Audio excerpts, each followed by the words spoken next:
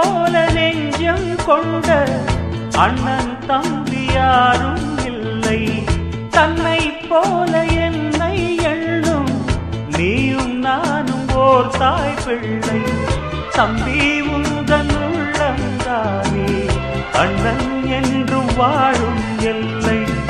ஒன்றாய் காணும் வானம் என்றும் ரெண்டாய் மாற நியாயம் இல்லை. கண்ணோடுதான் உன் வண்ணம், நெஞ்சோடுதான் உன் எண்ணம்.